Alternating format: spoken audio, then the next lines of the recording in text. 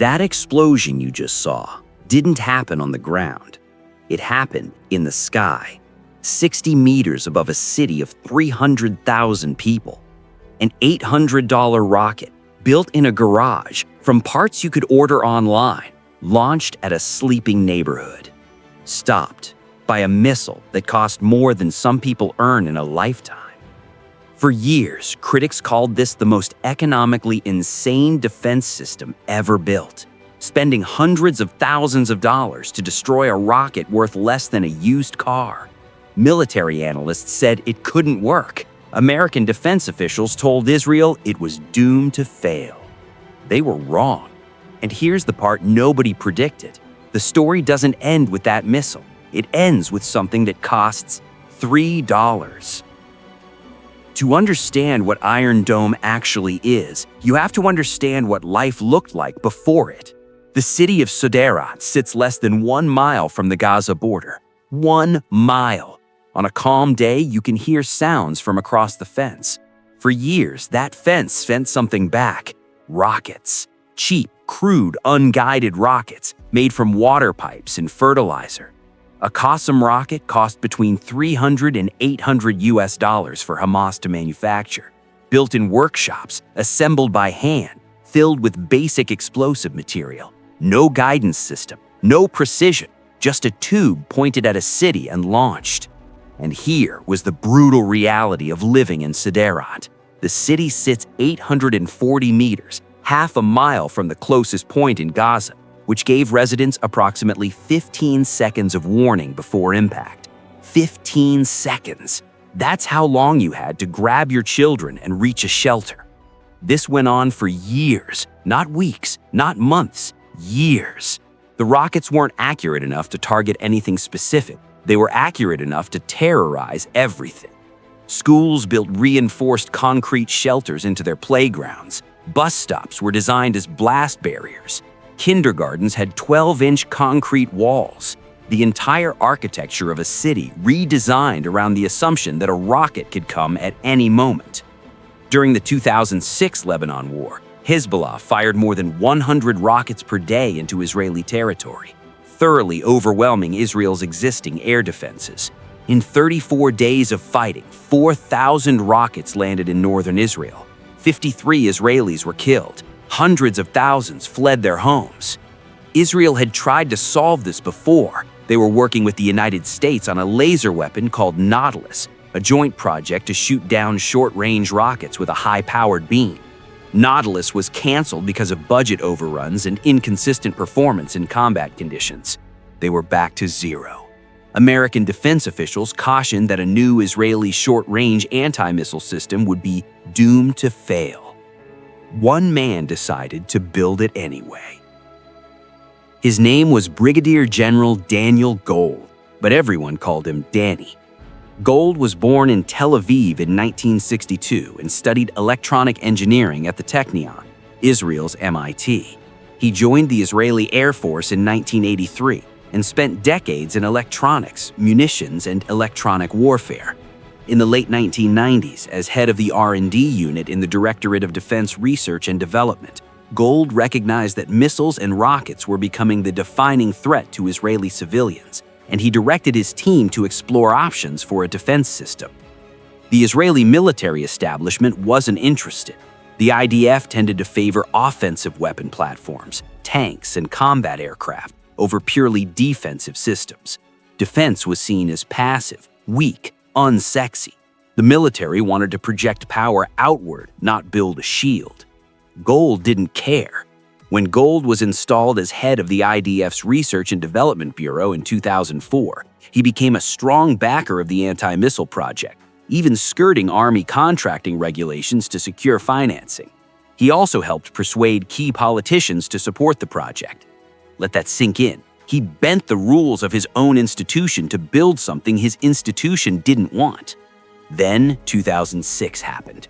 When the Lebanon War ended and the smoke cleared, the Israeli public was rattled. Haifa, the country's third largest city, had been hit. People had sat in bomb shelters for over a month. The government couldn't ignore the vulnerability anymore.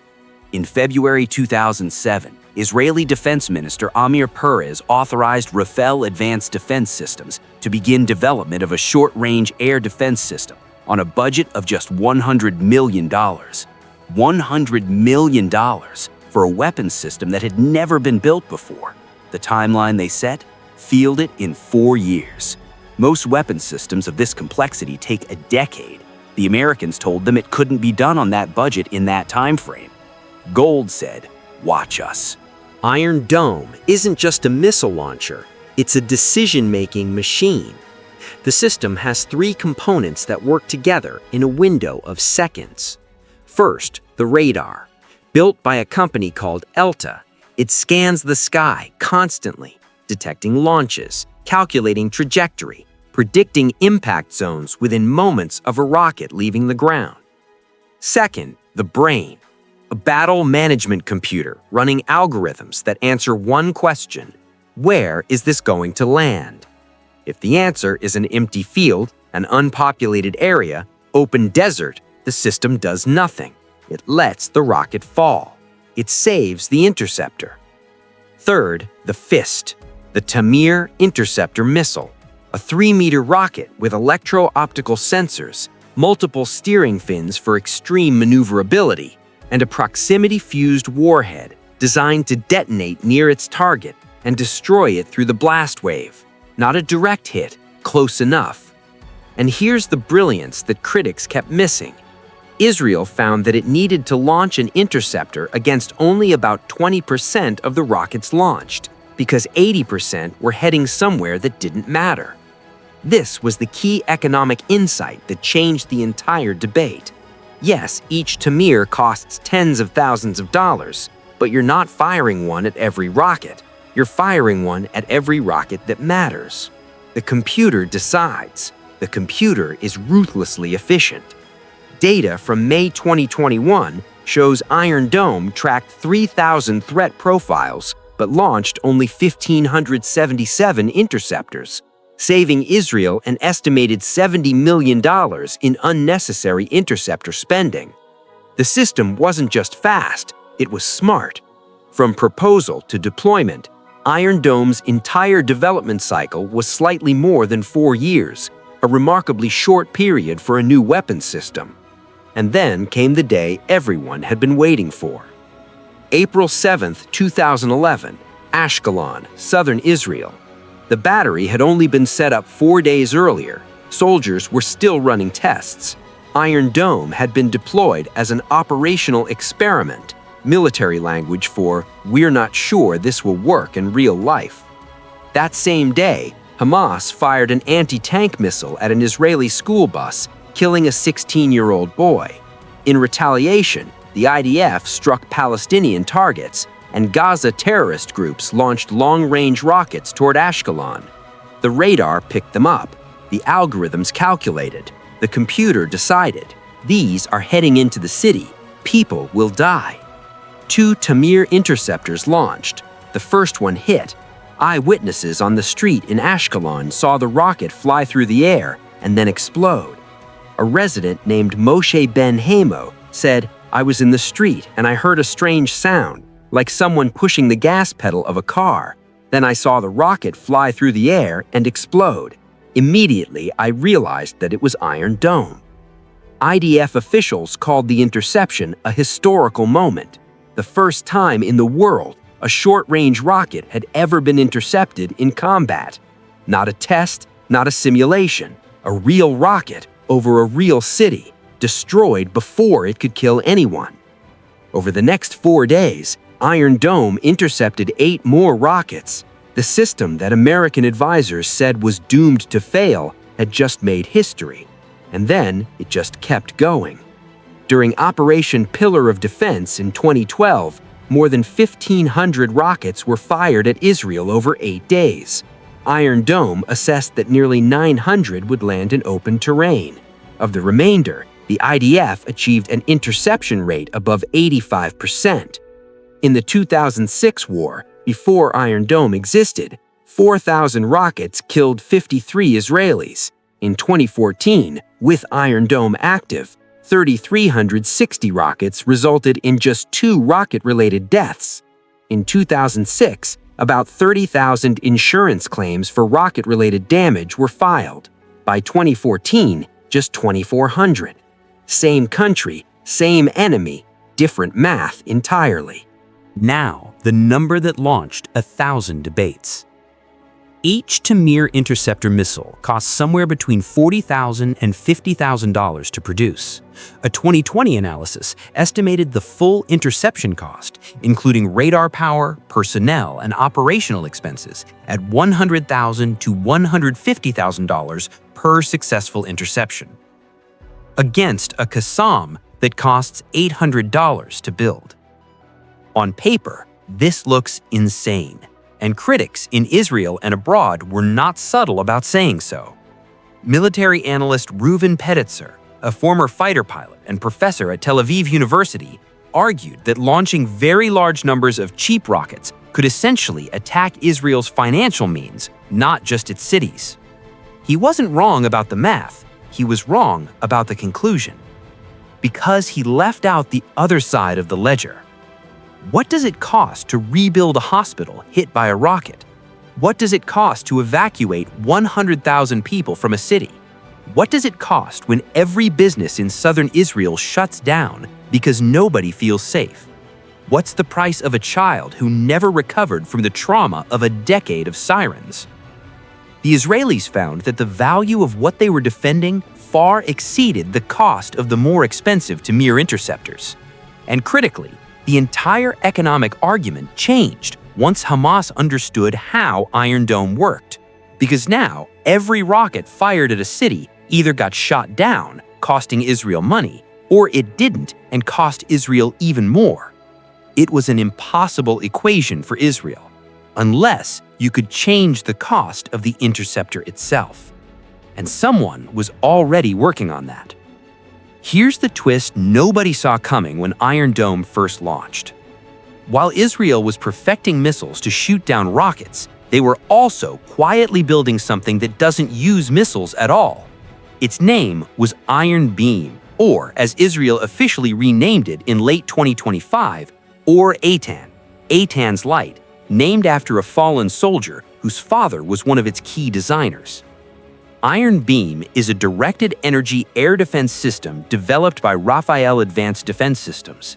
It is capable of focusing 100 kilowatts of laser power on a coin-sized area at a distance of 10 kilometers. Let that register. The equivalent of roughly 100,000 LED light bulbs concentrated to the size of a coin at the speed of light. In April 2022, the Israeli Ministry of Defense and Rafael announced that in a series of experiments, the system successfully shot down drones, rockets, mortar bombs, and anti-tank missiles at White Sands missile range. And the cost per shot? With the laser, the only cost is electricity, said Yuval Steinitz, chairman of Rafael Defense Industries. It is like between $1 and $2, less than the price of a hot dog in New York. $2 against rockets that cost $800, against drones that cost thousands, an economic reversal so complete it flips the entire strategic logic of the conflict. On May 28, 2025, Rafael announced the world's first ever combat use of a high-power laser system to intercept real aerial threats in an active war. 40 Hezbollah UAVs intercepted in October 2024 during the Gaza war. That's not a test. That's not a demonstration. That is operational combat history. The first time in recorded history a laser weapon shot down live threats in a real conflict. On December 30th, 2025, Israel officially delivered the Iron Beam to IDF operational units, and this is what makes it extraordinary. Soldiers commanding Iron Dome batteries can now choose in real time, fire the $50,000 missile or hit the incoming threat with a $2 beam of light. The answer, depending on weather and range, is often the light. Now, to be balanced, each laser director unit costs tens of millions of dollars, and with a range currently limited to 10 kilometers, providing comprehensive national coverage would require dozens to potentially hundreds of these units, representing substantial capital cost over time. This isn't a magic solution, it's a first generation, a 2011 moment waiting to evolve, exactly the way Iron Dome did.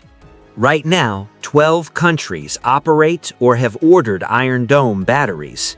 Israel became the world's 8th largest arms exporter in 2024, achieving a record $15 billion in defense sales, with Iron Dome technology at the center of it. Ukraine asked for it. Taiwan is watching it. South Korea operates it. The United States Army purchased 2 batteries in 2019 and stationed them in Guam. A system that American advisors once called doomed to fail is now protecting American territory. And the deeper lesson isn't really about missiles at all. It's about what happens when a small country, facing an asymmetric threat that everyone else says can't be solved, decides to solve it anyway. When a general bends the rules, when engineers skip the decade-long timeline, when a nation bets $100 million on something that might not work, and then builds it in 4 years. Iron Dome didn't just stop rockets, it changed the calculation of war. It proved that defense can be smarter than offense, that a computer making decisions in milliseconds can outwit a rocket launched by hand. And now, a laser the size of a shipping container running on electricity, costing less than your morning coffee per shot, is already making the next leap.